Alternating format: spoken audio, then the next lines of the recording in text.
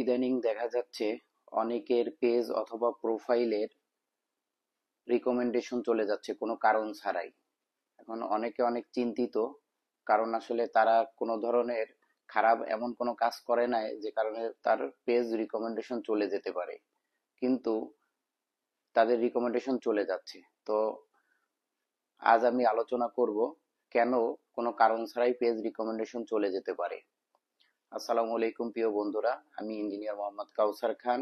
আজ আপনাদের তুলে ধরব পেজের রিকমেন্ডেশন অথবা প্রোফাইলের রিকমেন্ডেশন কেন চলে যায় এবং যাওয়ার সবচাইতে বড় বড় কারণগুলো যেগুলো আছে তার মধ্যে চারটা কারণ হচ্ছে প্রধান, যে কারণের কারণে পেজ অথবা প্রোফাইলের রিকমেন্ডেশন চলে যেতে পারে।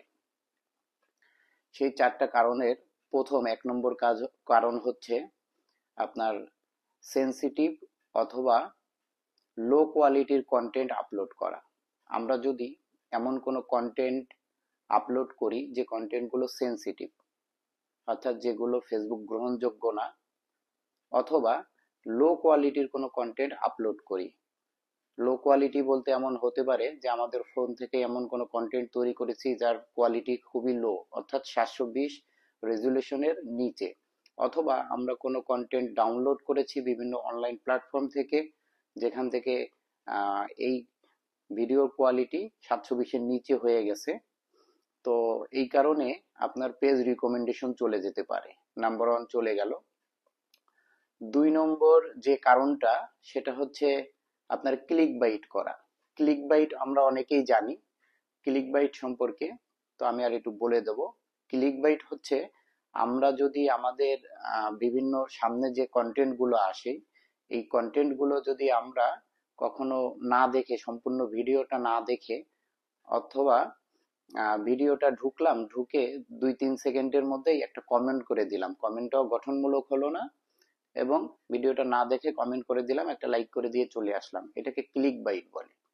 এই ক্লিক বাইটের কারণে ইদানিং পেজ রিকমেন্ডেশন চলে যাচ্ছে। তো আমরা কেউ ক্লিক বাইট করব না, আমরা সবসময় চেষ্টা করব আমাদের সামনে যে সকল ভিডিওগুলো আসে সেই ভিডিওগুলো সম্পূর্ণ ভিডিওটা দেখে একটা গঠনমূলক কমেন্ট করার জন্য। 3 নম্বর যে কারণটা আছে সেটা হচ্ছে গিভওয়ে। গিভওয়ে বলতে অনেক কিছু বোঝায়। ধরুন কেউ লাইভ করতেছে, তার লাইভে গিয়ে আমি শুধু বললাম পিন দেন, পিন দেন, অথবা আমাকে স্টার দেন, আমাকে স্টার দেন।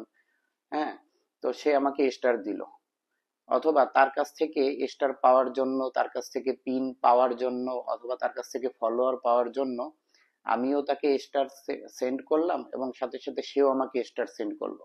এইটাকে ফেসবুক কর্তৃপক্ষ মনে করে যে এটা গিভ অ্যান্ড টেক করতেছে। তো এই একটা কারণ, গিভওয়ে। 3 নম্বর কারণটা চলে গেল।